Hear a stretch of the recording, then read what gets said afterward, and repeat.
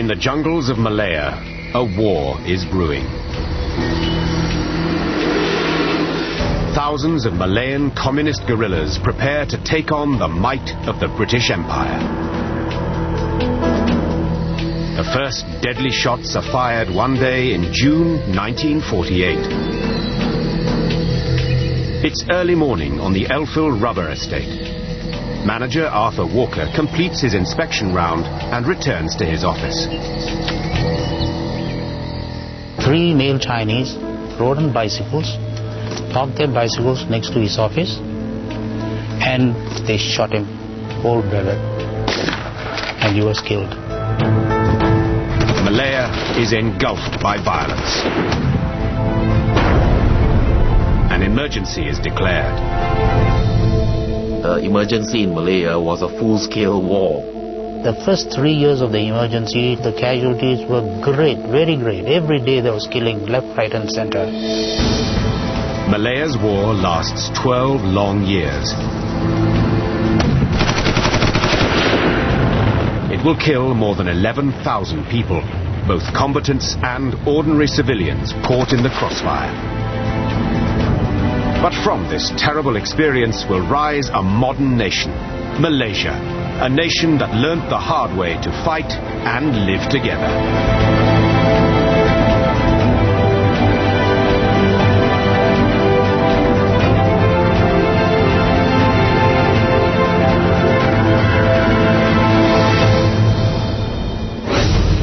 Kuala Lumpur, the capital city of modern Malaysia, is a vibrant and diverse metropolis.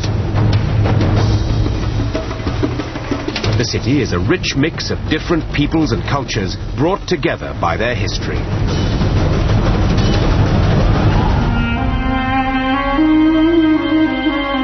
More than 100 years ago, British entrepreneurs begin to exploit Malaya's rich natural resources, above all, its tin and rubber. They bring in workers from India and China to toil in the mines and rubber estates. The British transformed the human landscape of Malaya, creating an intricate tapestry of different races, the predominant Malays, Chinese, and Indians. Many Chinese workers join communist cells to agitate for better conditions. But despite mounting unrest, the British remain firmly in charge. The flow of Malayan raw materials enriches the empire. Then, in early 1942, the Second World War brings British rule in Asia to an abrupt end. In February, after a lightning campaign, the Japanese drive the British from Malaya and Singapore. It is a humiliating defeat. But a cadre of British officers stay on to fight the Japanese, the renowned Force 136. Hidden in the jungle, the British recruit small units of Malayans and train them to harass the Japanese and prepare for liberation. Force 136 also forges close bonds with a much bigger guerrilla army, the 7,000-strong Malayan People's Anti-Japanese Army, the MPAJA, and backs them with arms and equipment to fight the common enemy. This jungle ally is a communist front. The communists during the war were known as the Malayan People's Anti-Japanese Army, MPAJA. They developed very good jungle warfare skills thanks to the wartime collaboration with Force 136, the British counterinsurgency unit. For both sides, the pact is viewed as temporary and expedient. The communists knew there wasn't going to be a long-term marriage, In 1945, Allied armies finally defeat the Japanese, and the British are back. At victory parades, the MPAJA make sure they have a prominent role, posing as conquerors of the Japanese. Marching with them is a charismatic young man regarded by the British as their most trusted guerrilla. His name, Chin Peng. The British gratefully award him the Order of the British Empire.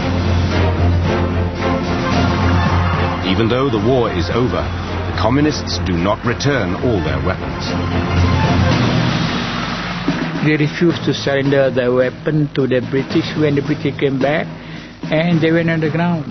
有些你在地面上呢挖一个大洞，武器就踩了都放进去。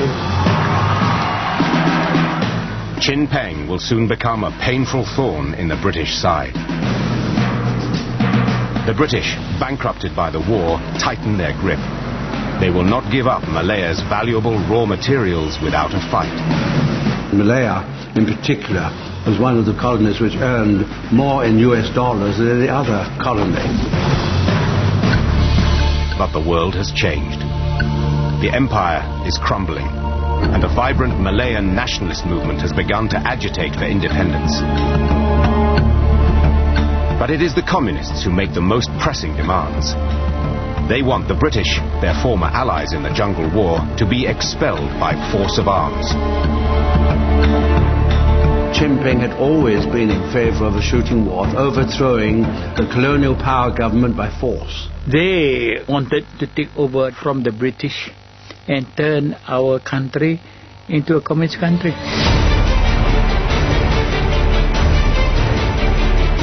To begin with, the Malayan Communist Party instigates a wave of strikes, directed at Malaya's mines and plantations, the backbone of the economy. Anak air kita banyak biji, banyak emas, banyak timah, banyak kayu raya. Semua ini harta kita belaka. Dia ambil daripada situ bawa ke England. Kita tujuan lawan orang putih. Asal jatuh orang putih. Everywhere you have strike, every state, every big town, workers will support strike because strike means we will drive out the British, and when the British leave, we will run the country ourselves. In 1947, there are more than 300 strikes and paralyzing labor disputes. They had control of the labor unions, and it gave the British authorities a lot of problems. As strikes and disruption spread, the man in charge, British High Commissioner Sir Edward Gent, comes under intense pressure. The powerful planters and mine owners accuse him of weakness, of failing to govern effectively. Then, events take a sudden turn for the worse. Communist firebrands, frustrated by lack of progress, decide to ramp up the struggle and unleash a murderous new campaign. In a single day, communist gangs shoot dead 3 British planters. High Commissioner Gent finally takes resolute action. He declares an emergency. Murder, panic, pillage, arson. Malaya was engulfed in a life and death struggle. Communist terrorists from their jungle hideouts struck at Malaya's basic industries, intimidated labor, destroyed factories and machinery, wrecked communications, and murdered all those who dared defy. It is, to all intents and purposes, a declaration of war. But the British cunningly call it an emergency, so that the planters and mine owners can continue to make insurance claims, usually refused in wartime. Actually, a smart idea. Don't call it a war. Call it an emergency, so you can actually collect on the insurance due because of damage to property and all that sort of thing. The sudden escalation takes even the communist leadership by surprise. But Chin Peng reacts swiftly and returns to the jungle to prepare his men. 整个生命都不要抛开家里了，就这样去跟他打过。他讲打日本是3年08个月。 The British brand these young men and women as rebels, bandits, gangsters. They are called communist terrorists, or CTs. But they are a formidable force. Using skills learned from the British, communist leader Chin Peng sends some 5,000 recruits, organized in highly disciplined battalions, to key locations, ready to strike.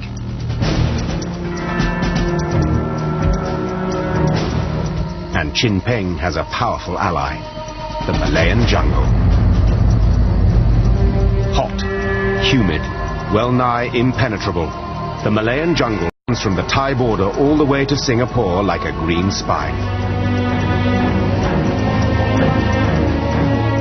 This is classic guerrilla country. From remote jungle strongholds, Chin Peng's men can launch shock attacks anywhere, any time, and then melt away. The jungle was the terrorists' first home. They knew the jungle inside out because they were involved in fighting the Japanese. They had already prepared themselves. They had food dumps, arms dumps. They were at a greater advantage in the initial stages. In Kuala Lumpur, High Commissioner Gent struggles to control the rapidly deteriorating situation. Hampered by poor intelligence and a ragbag collection of police units and army battalions, he fights back with new draconian emergency regulations. In a tough counter-insurgency situation environment, you need tough laws to enable the government to have some flexibility to act decisively and resolutely. Those who are in possession of arms are liable to be sentenced to death. The emergency regulations empowered the government to search properties, premises without warrant, to detain people without trial, and essentially to impose curfews if necessary. But Gent's regulations have little immediate impact on the number of communist attacks. Soon he is under renewed pressure from angry British planters. The first 5 or 6 months were quite difficult and nasty. On the communist side, it was doing these little ambushes all around the countryside, and people thought they were beginning to win the war. Thoroughly rattled by the state of affairs in Malaya, the Labour government in London recalls Gent, officially for consultations. Unofficially, he's being sacked. As Gent's aircraft approaches London Airport, it collides with another plane and explodes. Gent is killed. Back in Malaya, the communists have the upper hand. The country is plunging into violent chaos. 1948. A war on terror ravages Malaya. High Commissioner Sir Edward Gent has been killed in an air crash. No replacement has yet been made. The security forces are in disarray.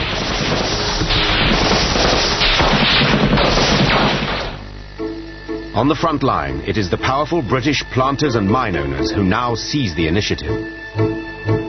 Instead of being cowed by the communist attacks, they are spoiling for a fight. Their theory was, we kill some of the planters and all will be frightened. The planters will rush off back to UK so that the economy of Malaya will drop. But it was just the reverse. When they started attacking, mostly the British planters and the locals got together and rearmed themselves. As the communist insurgency worsens, the planters demand reinforcements. The government in London turns to police units that have recently been withdrawn from Palestine. One of the first to arrive is Sergeant Gus Fletcher, and he hits the ground running. They wanted 500 ex-Palestine police quickly to go. So I wrote to the Colonial Office, and in very short time I was whipped up to London, given a very quick interview, and off I go with the first plane load to Malaya. We were on the plane for 2.5 days. Finally, and thankfully, Singapore slid under our wings and we landed. And then onto the train to Kuala Lumpur. We were in action. As we arrived, we rushed out to an estate being shot up and burnt. And we picked up a dead body. We came back. Hours later, it was now 3 a.m. Before we can even get to bed, another one. We go off to a different direction, another estate. For Gus Fletcher, it's a shocking baptism of fire, and it seems as if the communists are running rings round the government forces.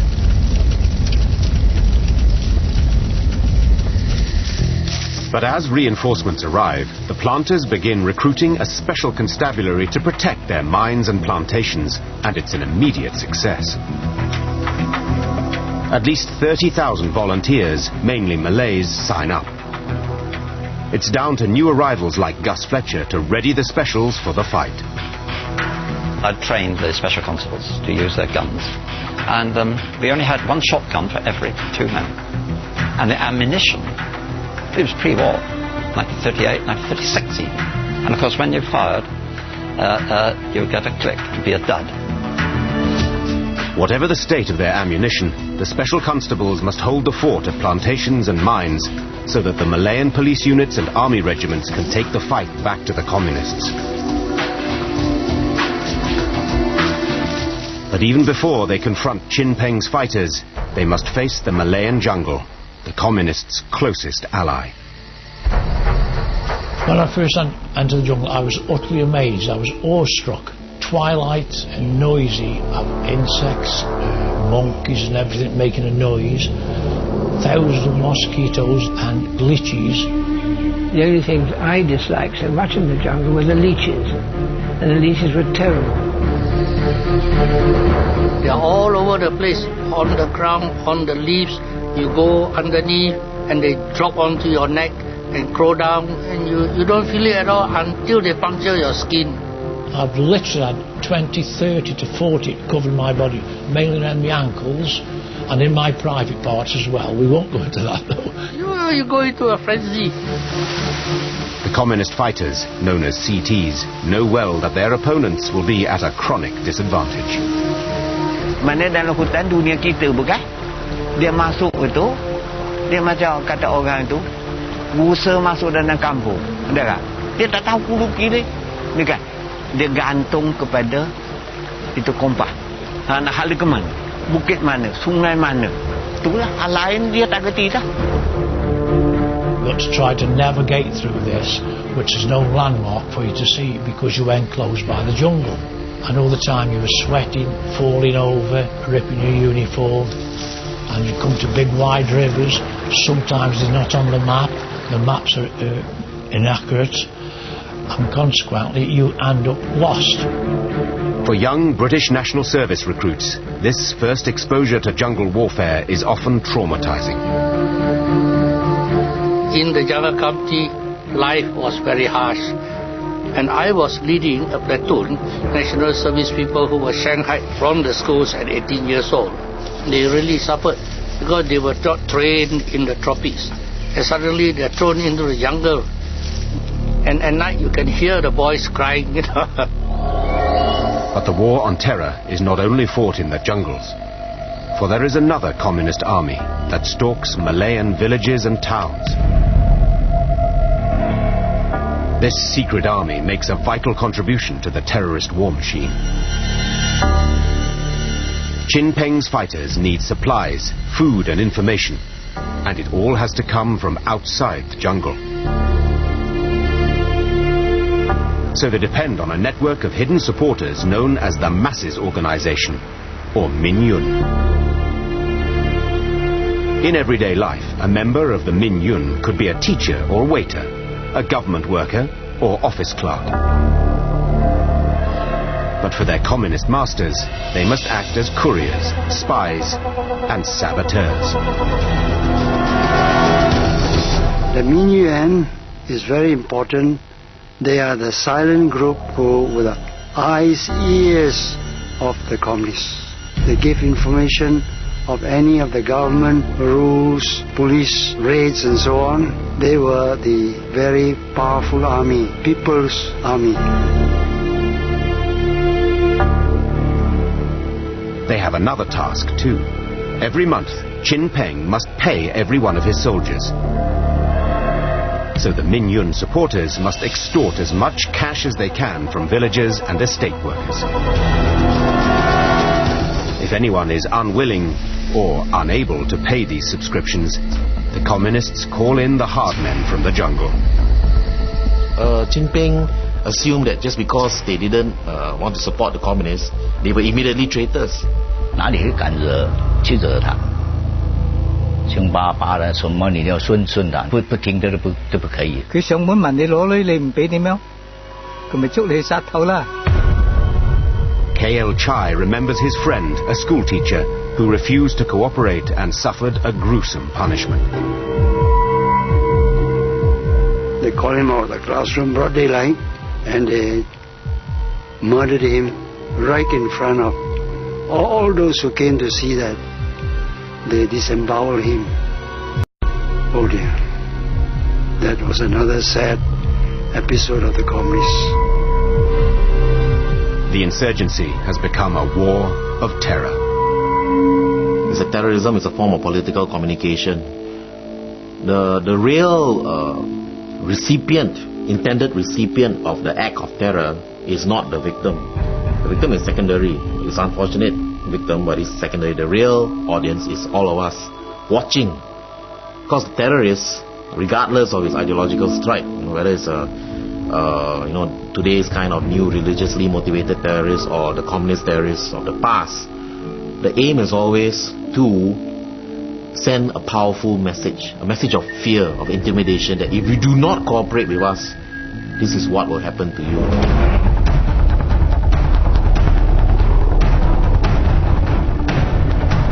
As this campaign of terror escalates, the British look for a way to tackle the Minh Yun.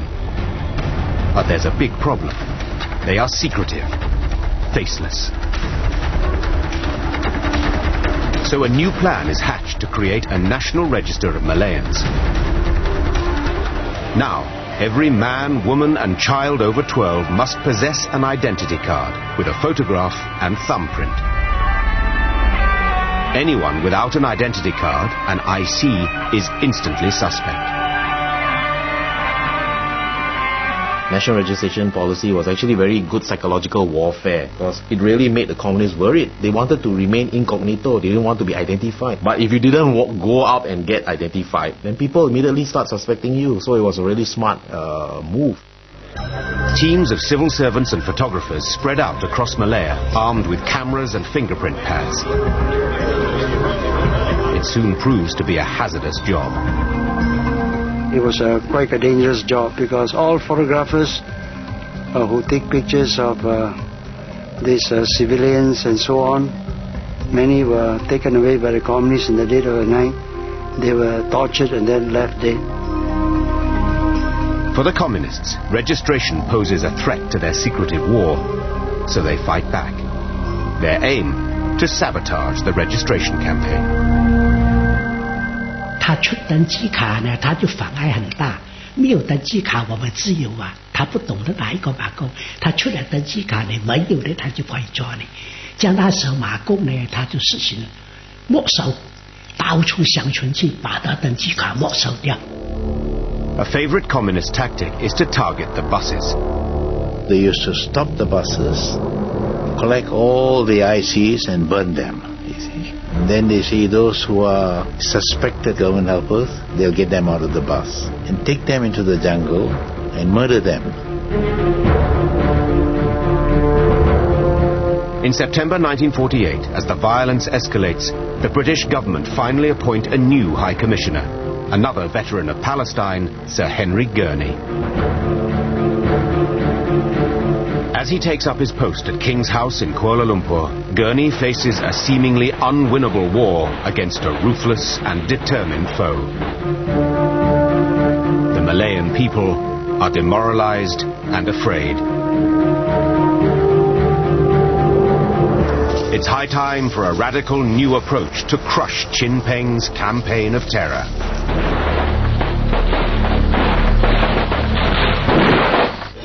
Malaya, October 1948. The new British High Commissioner, Sir Henry Gurney, has arrived to find a war on terror that is close to defeat. In 6 months, the communists have launched 1,274 attacks and killed more than 300 innocent civilians. As soon as he digests this desperate state of affairs, Gurney turns to London and demands reinforcements to fight the communists. To back up the Malay regiment, Gurkhas from Nepal, as well as troops from East Africa, Fiji, Australia and New Zealand arrive in Malaya.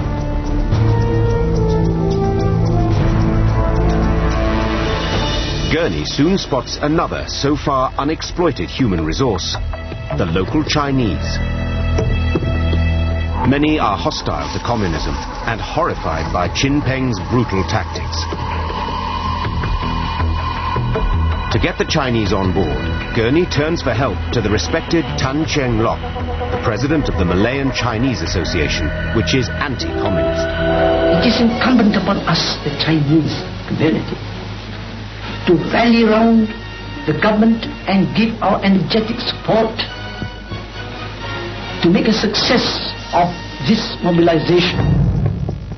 One of the first to answer Tan Cheng Lok's call is a young man called Yun Yuet Leng.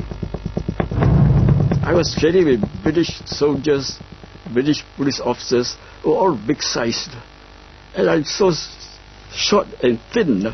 And every morning we used to do physical training, throwing logs from one shoulder to the other shoulder. And my God, being the shortest there, the weight comes on you. I almost died, but I survived. Yun also trained alongside Malay and Indian recruits. See, that's how the comradeship is built up, because of the threat of common danger. When the shooting starts, you don't care what race you are. No? You find that your friend is pinned down by heavy fire, and you're okay, you've got a good defensive position. You open fire so that you can crawl somewhere else. And he does the same thing for you. So you save each other. Soon, Yun will come face to face with the communist guerrillas. More than 90% are Chinese, like him. So when the emergency started, the British knew that they couldn't deal with the problem, which is essentially Chinese, unless they brought in more Chinese. That's how suddenly there was an influx of a lot of Chinese. In the meantime, High Commissioner Gurney receives disturbing reports from the central Malayan state of Pahang.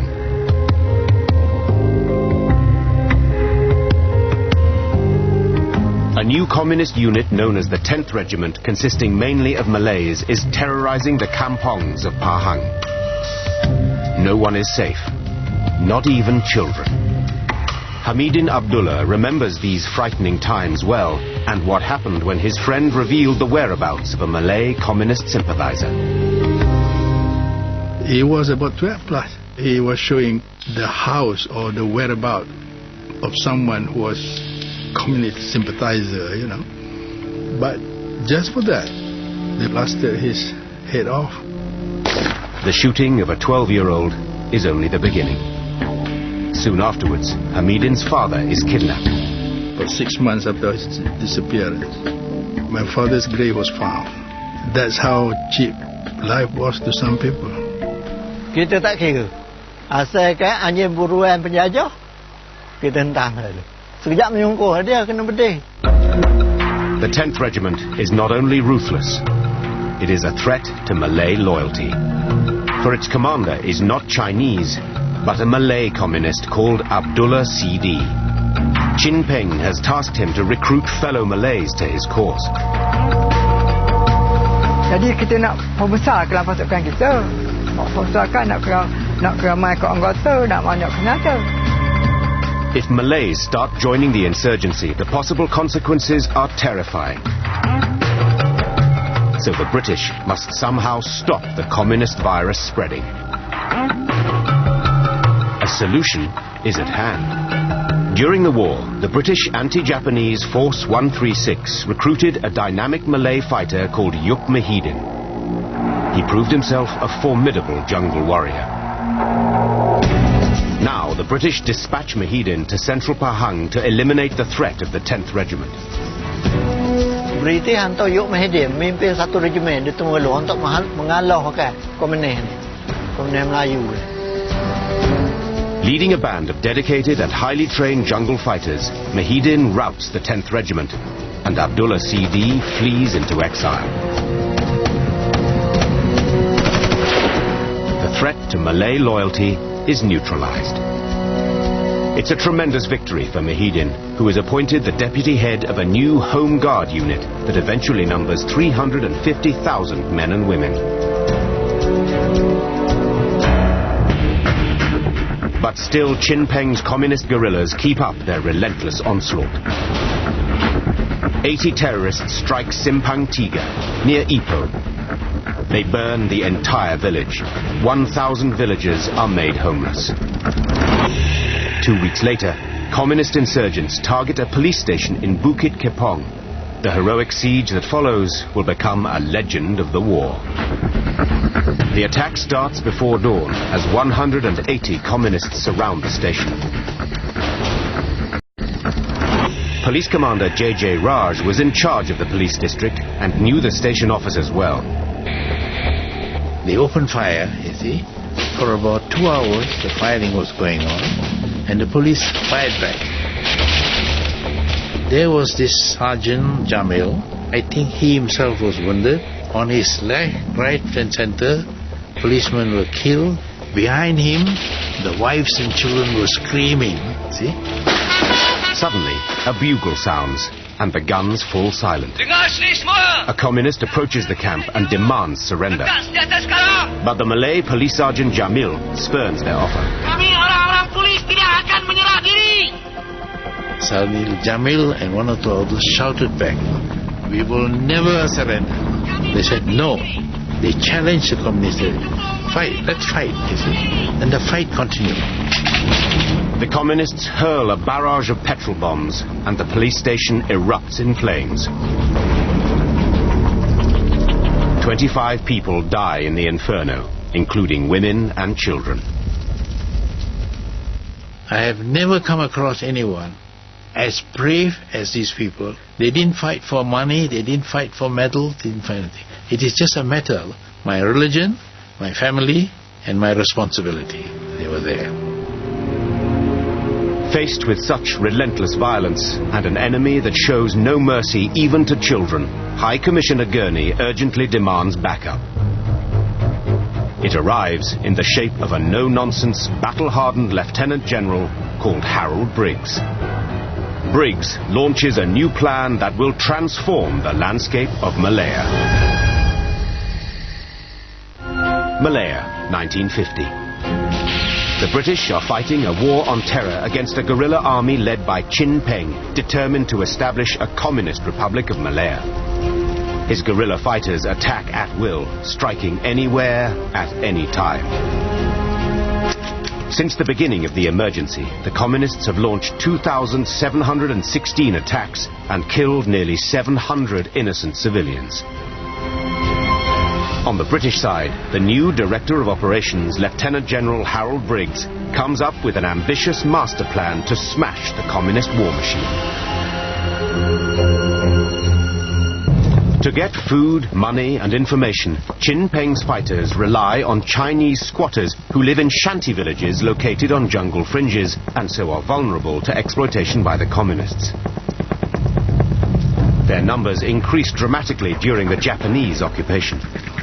Briggs decides to target the communists indirectly by severing their links to the squatters.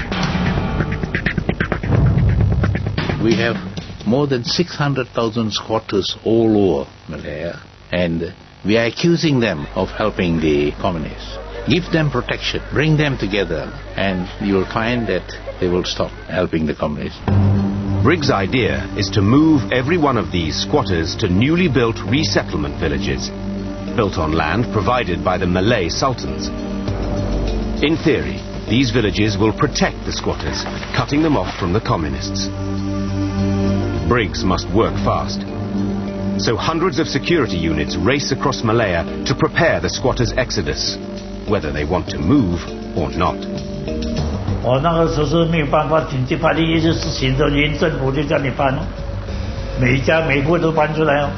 We had these military lorries, 3-ton lorries all there, ready to help them. We had British soldiers from the Commonwealth, our policemen all helping. They bring in their ducks, they bring in their dogs, they bring in their pigs, everything. The communists, realizing that their supply lines are under threat, try to persuade the squatters to stay put. The communist terrorists started their all-out propaganda, and the squatters believed them. They said, now look, in Germany and all, millions were sent to the concentration camp, were killed. You now, the government is taking you all to concentration camps, all of you will be killed. So as a result of that, quite a lot of people resisted, so they had to be forcibly brought out onto the lorries and taken there. Despite these teething problems, people are soon on the move all over Malaya. They travel by road, by boat, and train.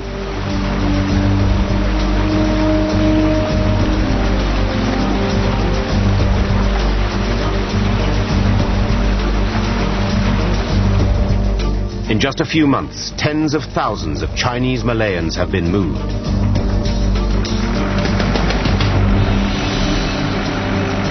When the settlers arrive at their allotted resettlement areas, they come face to face with the harsh realities of the Briggs Plan.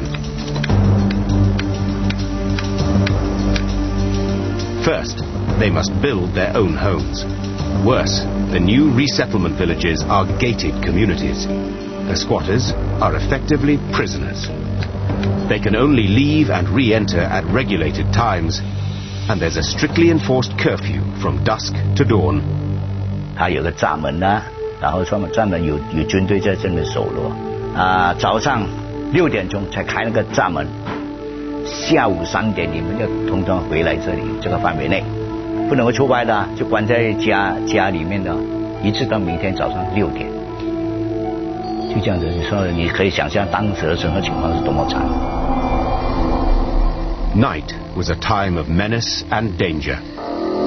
Anyone caught outside the village perimeter could and did become targets.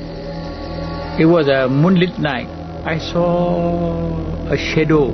It is outside the settlement area and it is a curfew. Nobody should be there. Cold sweat coming. Because it's not easy to shoot a man. But then I go to shoot. I press the trigger and then after that all my men shot. In the camps, everyday life is dominated by rules. Access to food is rigorously controlled to stop it falling into the hands of the communists.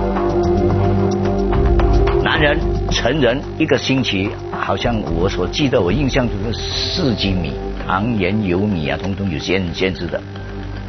But it soon becomes apparent that the Briggs Plan has a flaw. Settlers are provided with land to make some sort of a living, but as soon as they are outside the camps, they fall prey to the communists again, lurking in the jungle. The communists wait for them in the jungles. And when you're tapping rubber, they come there and say, hey, where's the rice you promised? Where are the medicines? Where are the bandages? And various other things. So if these people don't give anything, they are told that if you next come and you don't bring, you'll be killed. 不参与不可以的，那人是被逼的，两头难啊！你不接济他们，你不可以。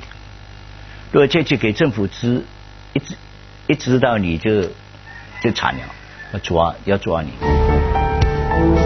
But the communists persist, forcing many settlers to find ways of smuggling food out of the closely guarded camps.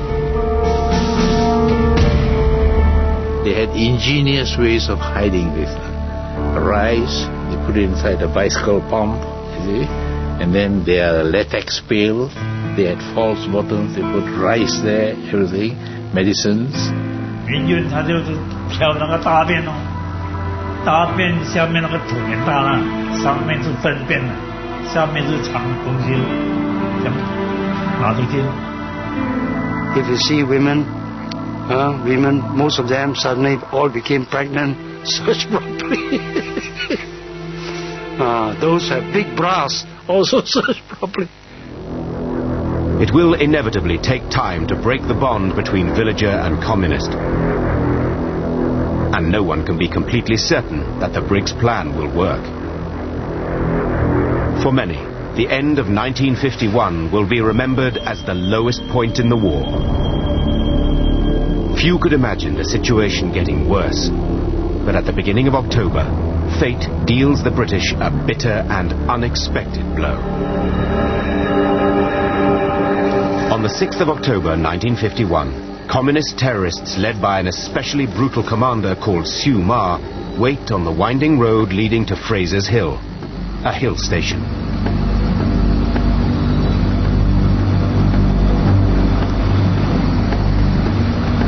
At 1 p.m., a police convoy appears, followed by a black Rolls-Royce flying a Union Jack.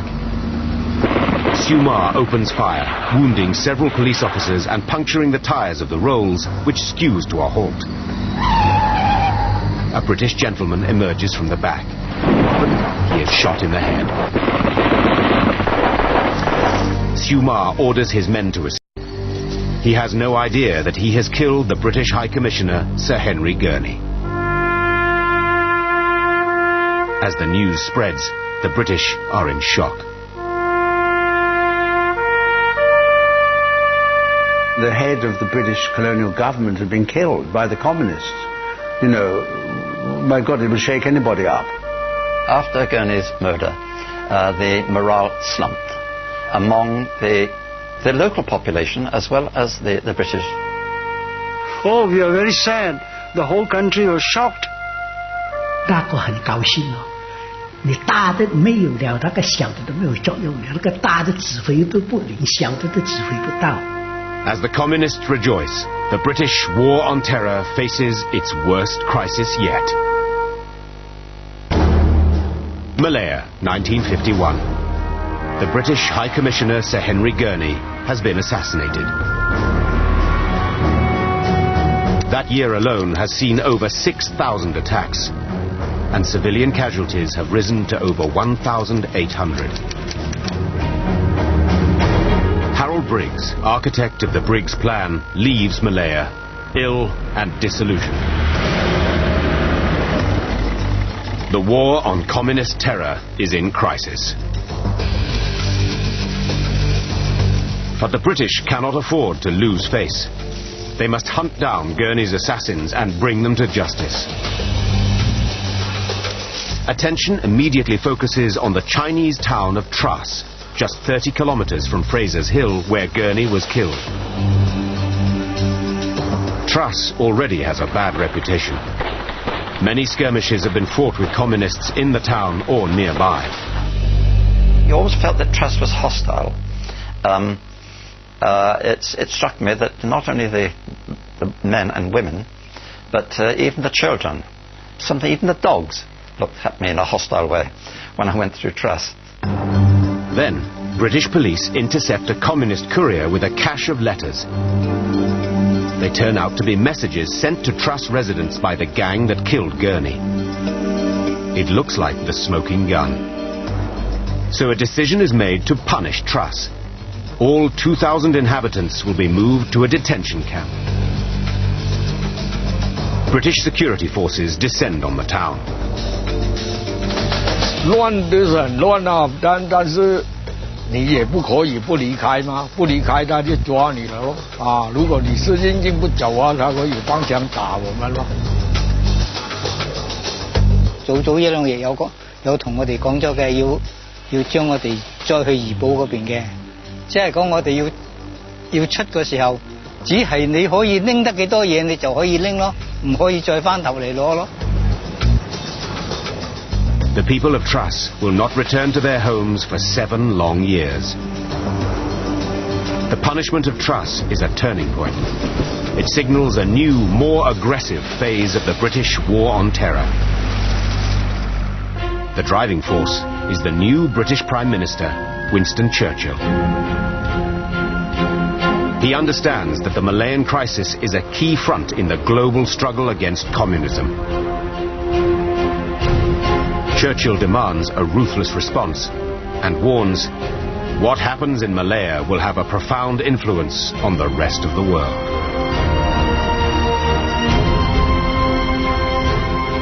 A replacement must be found for Gurney, and the new High Commissioner must possess the talent and resolution to smash the communist threat once and for all. Churchill appoints a tough-minded veteran of the Second World War, Sir Gerald Templer. He thought that I was the right person for the job. Anyway, he'd take a chance on me. And that he wanted me to sort the business as quick as possible.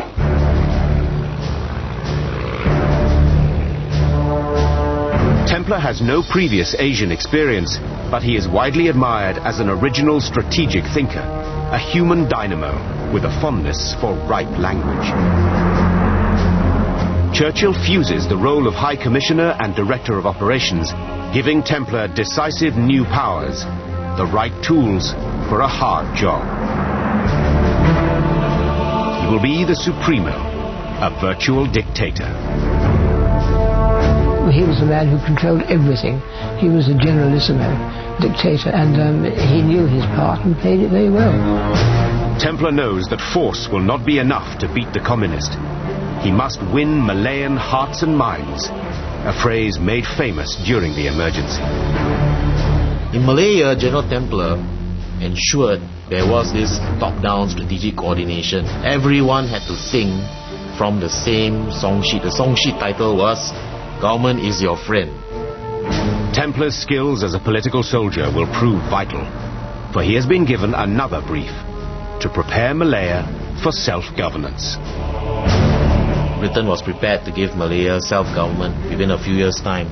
So Templar's role was to create the conditions for self-government, setting into foundation a structure that would eventually lead to the formation of strong Malayan political parties. But first, Chin Peng's communists must be defeated, and Templar's mettle is tested just weeks after his arrival. On the 24th of March 1952, a British repair party arrives at Tanjung Malim to mend a water pipeline sabotaged by communist terrorists. The repair party is accompanied by 15 policemen. No one expects any trouble. But a trap has been set, as a policeman recalls. Air tak ditanya madin semua. Kata orang baik tu bocah kami ni. Terpaksa lah pergi pula nak tengok rantau mana yang bocah baik tu.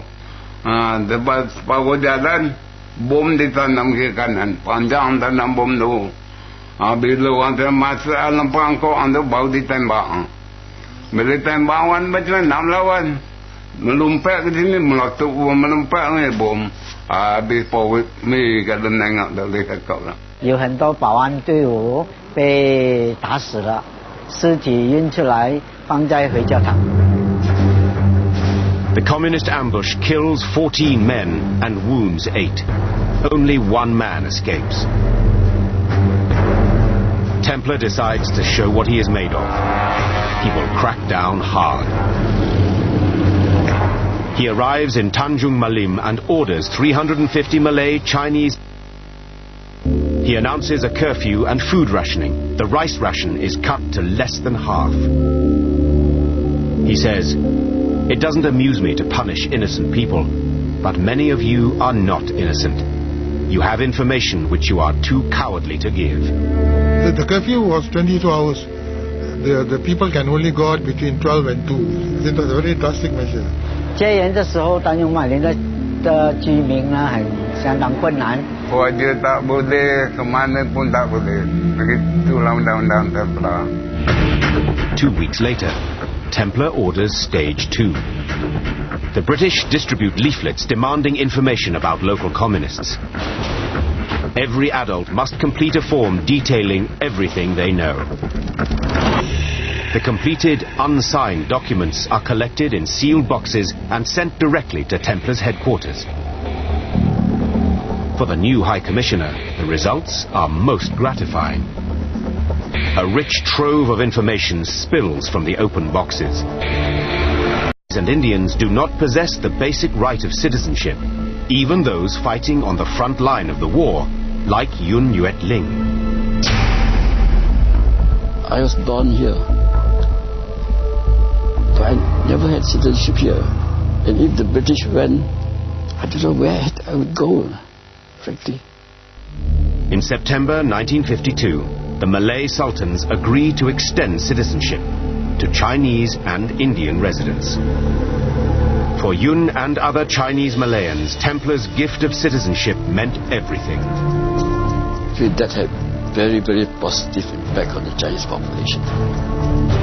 The capstone in Templar's Hearts and Minds master plan is to launch a public relations campaign, Operation Service, demonstrating that the police are public servants dedicated to protecting law-abiding Malayans of all races. Ready to serve, that was the slogan of the police in Operation Service.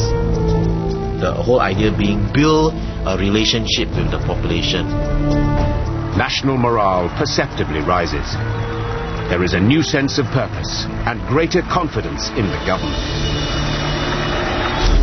But the campaign against Chin Peng's jungle army has not been won.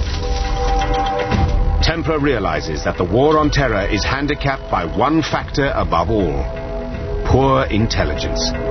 We had not grasped the fact that you cannot do a jungle war without intelligence. So Templar sets about reforming Malaya's inept special branch so that it can become the vanguard in the war on terror. Malaya, 1952. The arrival of a dynamic new High Commissioner, Sir Gerald Templar, has re-energized the war on terror. Spearheading the battle will be Malaya's intelligence service, Special Branch. General Templar had a background in intelligence, and he knew that in a counter-insurgency campaign, you needed good intelligence to ensure that the police and the military were able to eliminate the real bad hats amongst the wider population of innocents.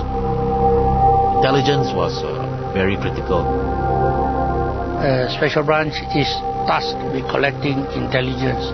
Without good intelligence, you will never be able to look for the enemy and plan and defeat the enemy. Templar orders Special Branch to target the communist leadership. They must decapitate the insurgent forces. Sources of information would be, of course, agents and informers, which a Special Branch would use, and also the analysis of captured communist documents. And slowly from that sort of information, they would build up the hierarchical structure of the Communist Party from the very beginning, one by one. For Special Branch, nothing is off limits. You knew absolutely everything about the person. What his habits were, did he smoke, what his sex life was like, who his girlfriends were, everything we could possibly think of. In this intelligence war, the perilous task of gathering information will fall to Asian officers. They must be the eyes and ears of Special Branch. White Europeans will be the backroom boys. It was not possible for them to go down on the ground. They would stick out like a sore thumb. So, the brunt of collecting intelligence and working on the ground rested with the Chinese officers. As the saying goes, you need a thief to catch a thief. Special Branch launched their campaign by striking Chin Peng's all-important communications network. Communist couriers, usually on bicycles, crisscross Malaya, carrying messages from one remote fighting unit to another, often located hundreds of miles away. Chin Peng uses this jungle network to coordinate attacks all over Malaya. The Communist Party of Malaya has used couriers in the jungle. They operated from one unit to another, carrying messages, and there'll be jungle letterboxes where they deposit those messages to be picked up later on by the second leg of the courier trail. The couriers transmit a vast quantity of secret information. Messages are often written in tiny Chinese characters on rolled-up paper slips, which usually require a magnifying glass to read. Messages are usually rolled up very finely, sometimes so fine that it's the size of a toothpick only. The communist couriers hide their messages in fruit or a tube of toothpaste or on their bicycles. Gulung halus-halus. Halus-halus gulung. Masuk dalam itu bersika di lubang. Tu boleh hantarlah. Sampai sana, kita ada asarat pula. Special Branch officers realize that if they can break this network, they will access a rich source of data and, they hope, cripple the communist fighting machine. Language skills are essential, and British police officers like Gus Fletcher are sent on crash courses in Chinese. It was a very tough course because it was one teacher, one pupil throughout the course. You couldn't sit at the back of the class and doze off. A Confucian monk taught us. He couldn't speak a word of English. Lovely old man. Lei Yinghong, who wore a gown and hands in his sleeves and little cloth shoes and cloth gown and a Confucian beard down to here. Lovely. To tap into the courier system, Special Branch officers must turn the couriers. In other words, persuade them to come over to the government side, along with their precious messages. Our penetration of the courier system was very good. And once the couriers have been turned, Special Branch agents can use them to track down the communist hideouts. When the courier surrendered, it was a good thing. He would take it to the camp and then you could attack it.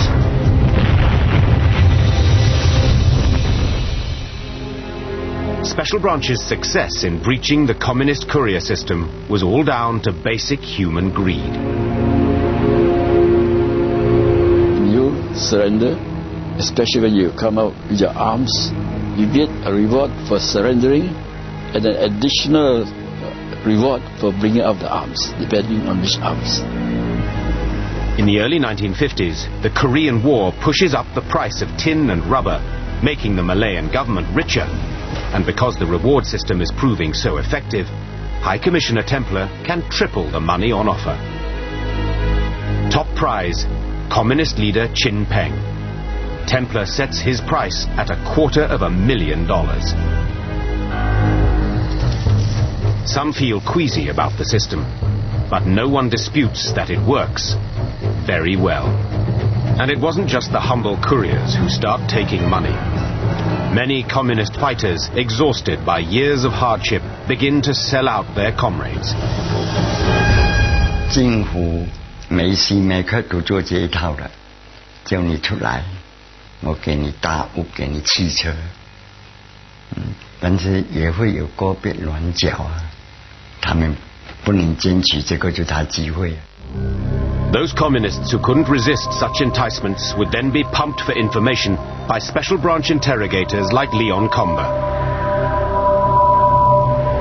They often used to listen or take part in interrogation of those people, and once they'd settled down and they'd had coffee and they saw that they weren't going to be beaten up, they were quite happy to reveal tremendous amount of information about their comrades and what they'd been doing and about the location of communist camps and the location of courier routes through the jungle.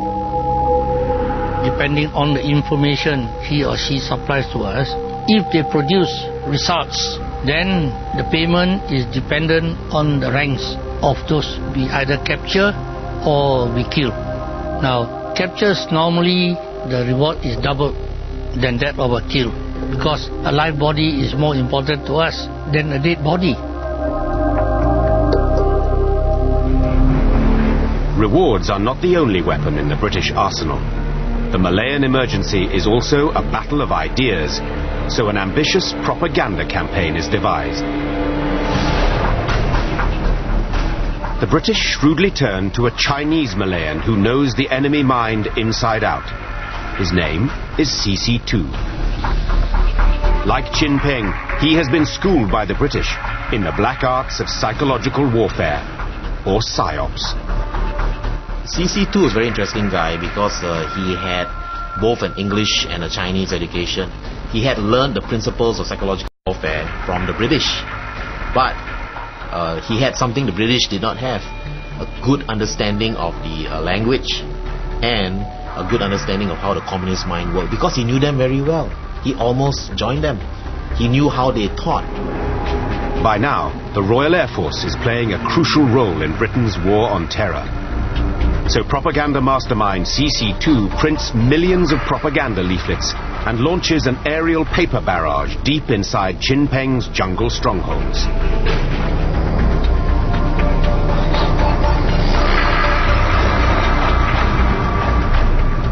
Whenever a communist leader is persuaded to give himself up, the aircraft return, equipped with loudspeakers to spread the news.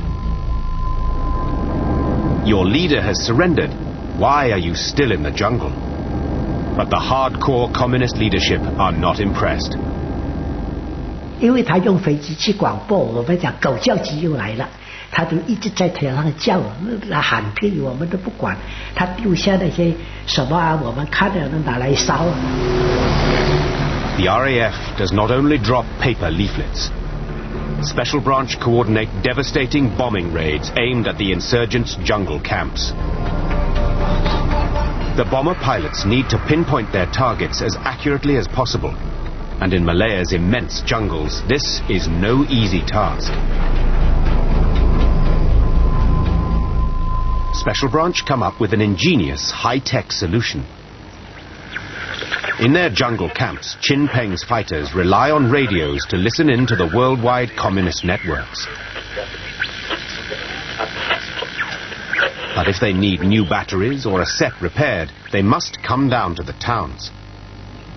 By setting up a network of informants, Special Branch manages to get hold of a few communist radios and secretly insert their own special gift. When they asked for a wireless set, we would get hold of our people in KL, put a little false valve into it, which gave a signal. We'd alert the aeroplanes, and we'd take a signal flying over.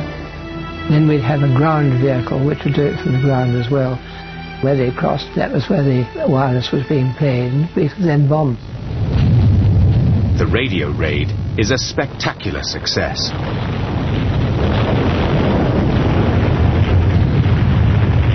When I went in afterwards, one man escaped.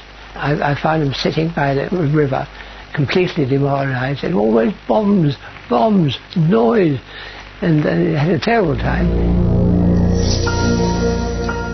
As Special Branch steadily builds up its intelligence networks, their operations begin to chip away at the communist leadership, sometimes with macabre results. On one memorable occasion, 3 communists flag down a train and demand to be taken to the nearest police station.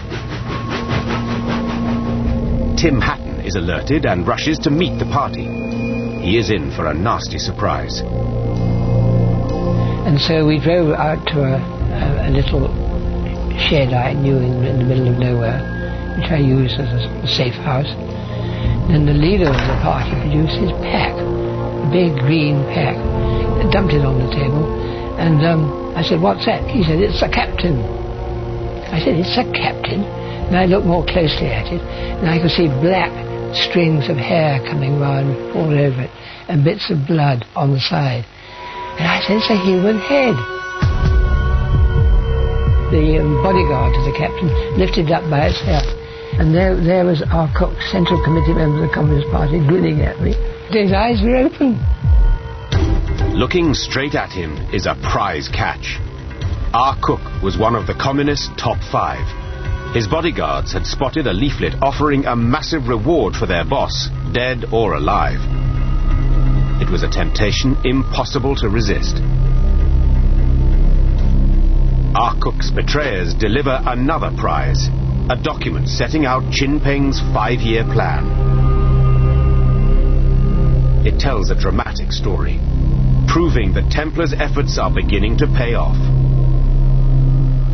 Harassed by RAF bombers, army assault, and undermined by a succession of betrayals, Chin Peng has made a decision to flee. The architect of the insurgency is on the run. But he has not given up. He plans to set up a new base in southern Thailand from where he will direct the campaign. And deep inside the Malayan jungles, the communists have set up new attack units recruited from indigenous tribal people. They must be Templars' next target.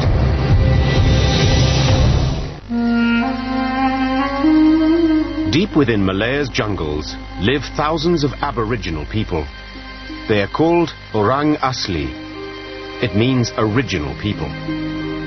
During the Japanese occupation, British insurgency unit Force 136 and its communist allies depended on the Orang Asli, tapping their survival skills and matchless knowledge of the deep forests.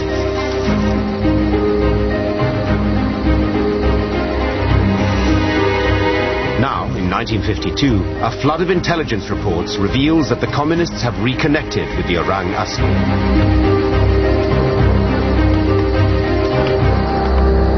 Hutan itu dunia dia, kampung dia. Dia ke mana dia pun boleh pergi. Bantuan asal yang sebenarnya kepada usaha revolusi kita sangat besar juga. As government forces tighten their stranglehold on the communist supply lines, the Orang Asli plug the gap. Makan gantung pada orang asli. Angkat ubi. It is vital to neutralize this new threat. To begin with, the British try to resettle the Orang Asli. But this tactic fails disastrously.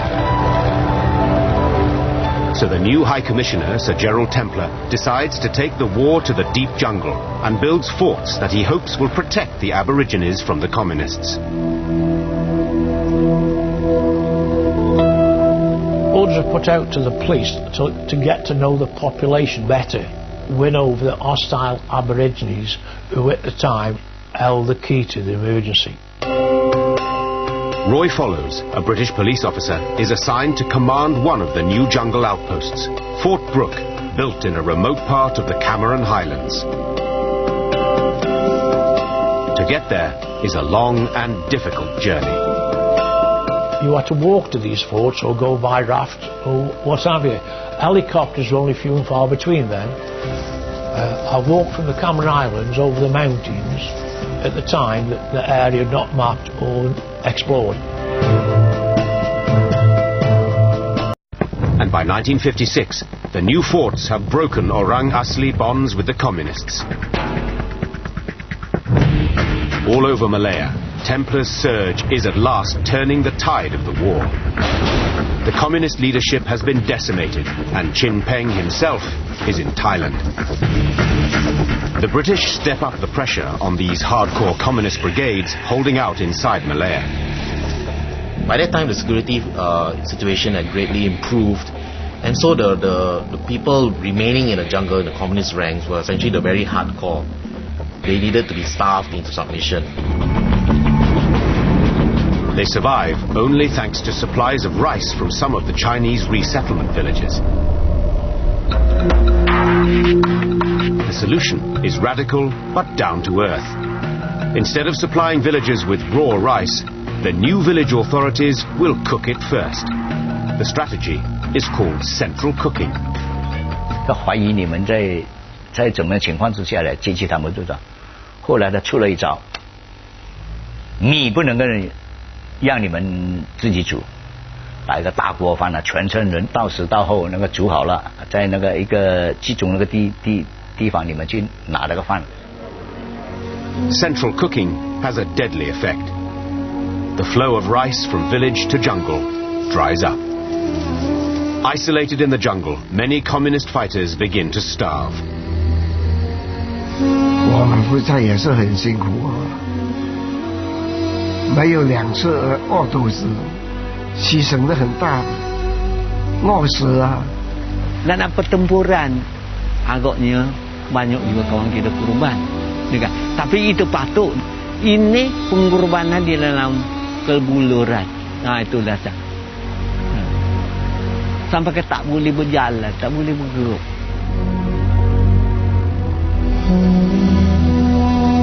Saya makan kayu, buah dan puyuk gebuh. Gebuh tak mau umput, makan-makan.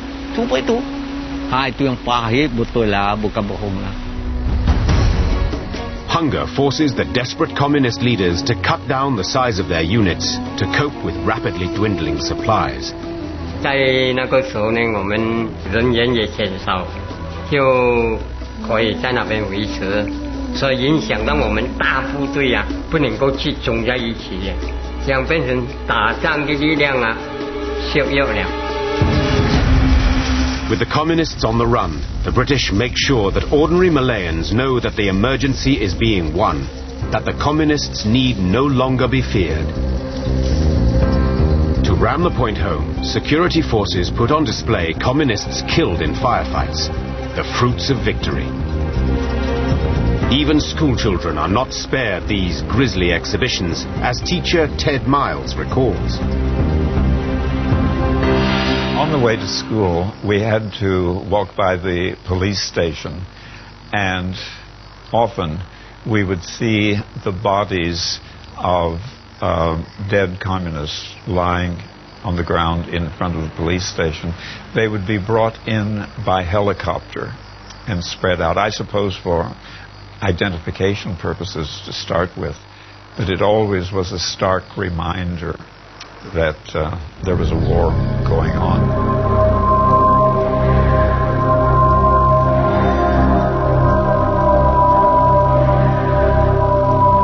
We try to identify them So we place it at the foot of the police station, and then the public will come and have a look.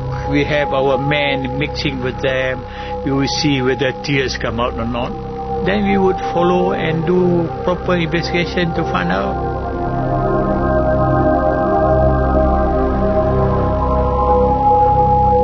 Malaya has endured 5 years of undeclared war, the Emergency.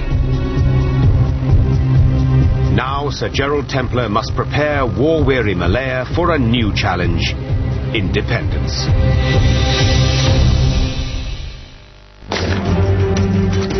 Malaya, 1953.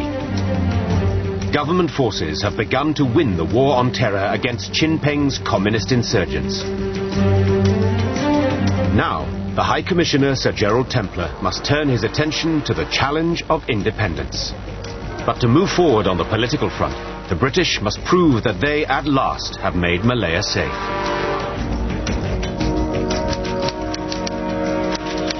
In 1953, communist attacks have fallen from more than 6,000 in 1951 to just over 1,000.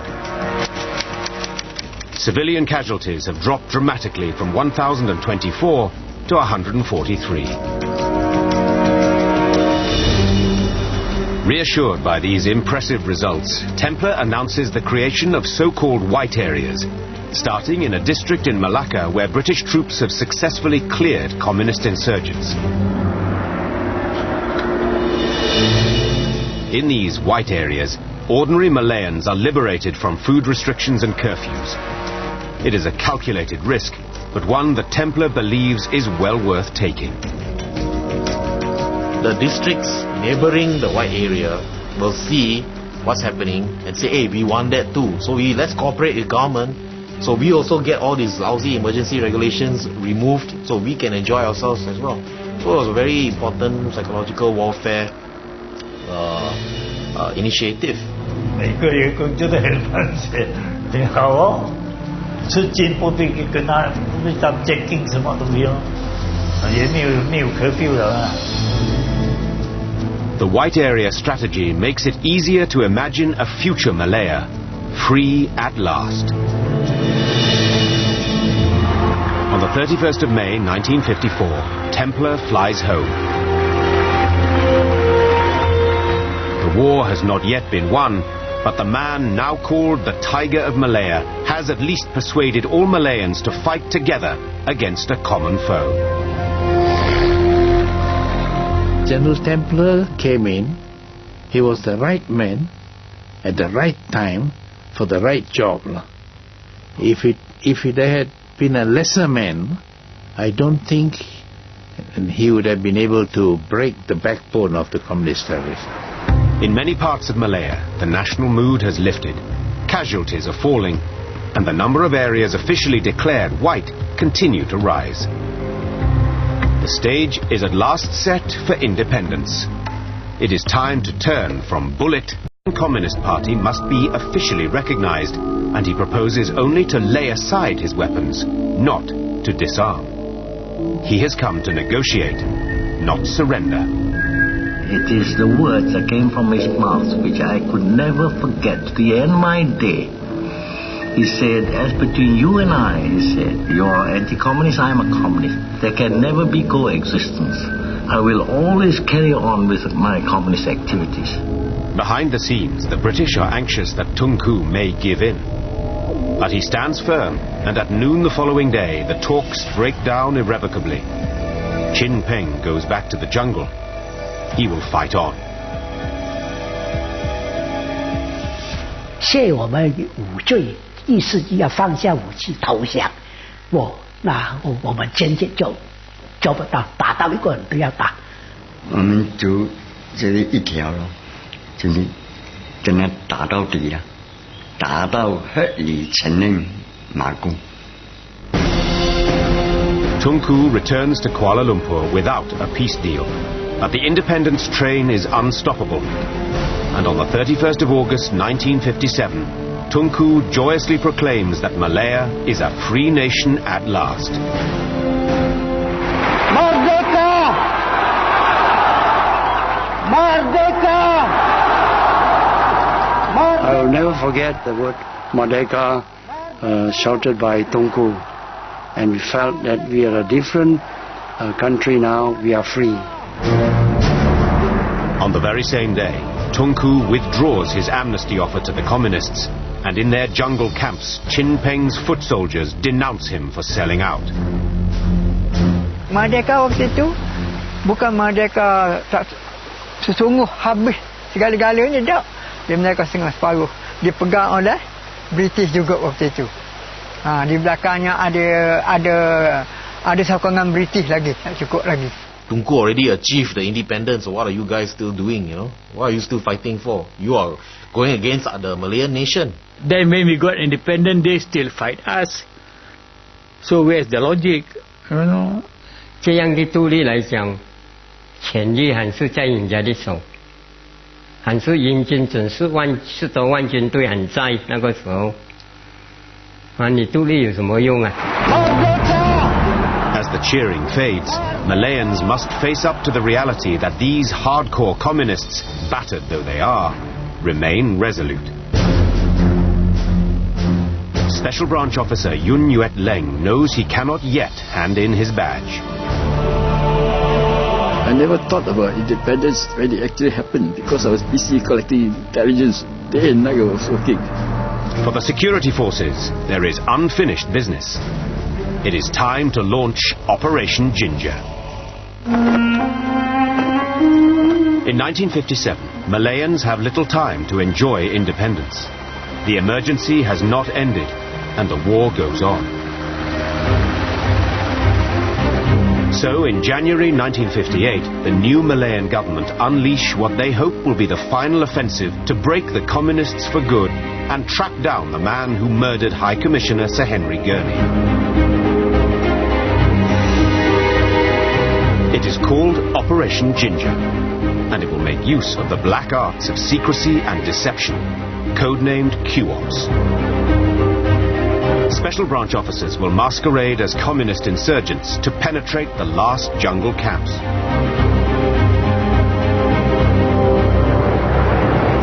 Q-Ops actually were more successful and planned in greater scale towards the later years of the emergency. We knew so much about communist organization. Almost everything about the leaders, the way he lived, his friends, the way he walks, the way he talks, that we could impersonate. There was a lot of risk, no doubt, but they were all calculated risks. Top of the list for the Q-Ops men is Hugh Ma, the communist who led the team that killed Sir Henry Gurney, the High Commissioner. They have narrowed the hunt to an area near Ipoh. But Hugh Ma has slipped through the Special Branch net countless times. Then his luck runs out. One of his bodyguards spots a pamphlet offering a reward for his boss, dead or alive.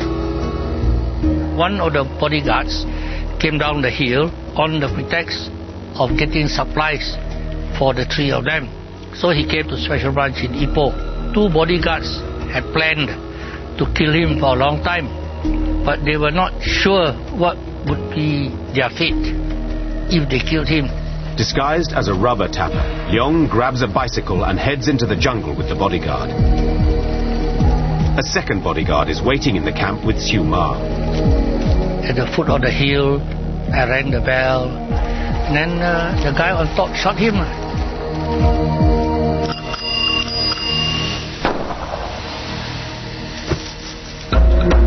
The announcement that the notorious Hugh Ma has been killed is a triumphant climax to Operation Ginger. By 1960, hundreds of die-hard communists have given themselves up. Attacks have virtually ceased. Most importantly, Special Branch is able to report to the new Malayan government that all the communist commanders have fled to Thailand. It seems that the war is at last over. It is time to proclaim to the world that Malaya is at peace.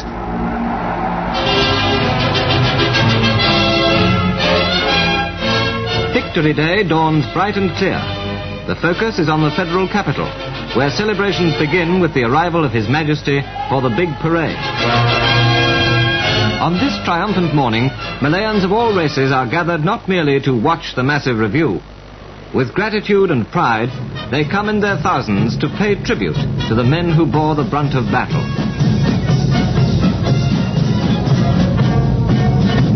The price of winning Malaya's war on terror was a high one, and it was paid in blood. By the end of the 12-year-long undeclared war, at least 11,000 people had been killed. Jubilation was inevitably mixed with regret. You cannot erase this overnight, you see. So many of all these incidents are deep down in my mind. And for me to be happily saying, oh, it's all over, let's forget, and forgive and forget, no.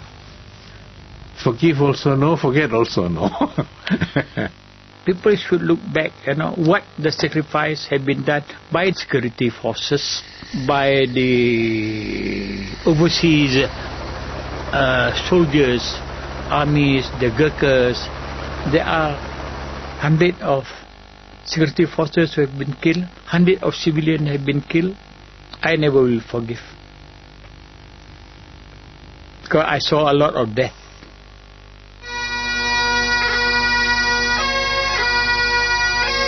And 50 years later, this sense of loss has still not diminished.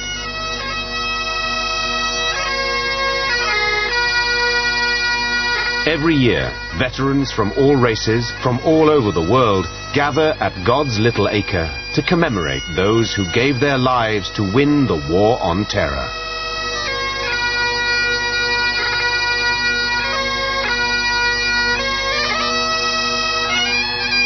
During the emergency, I did everything I did the way I did, taking all the risks and everything, because I believed that there was no solution except to form a multiracial nation. The communist rebels failed to stop Malaya developing into a vibrant and wealthy independent nation, one of the tiger economies of Asia. Today, Malaysia remains a diverse and challenging society. But the harsh experience of the emergency, the undeclared war, provided an education in putting differences aside and working together in pursuit of a common goal. The emergency was the crucible of freedom.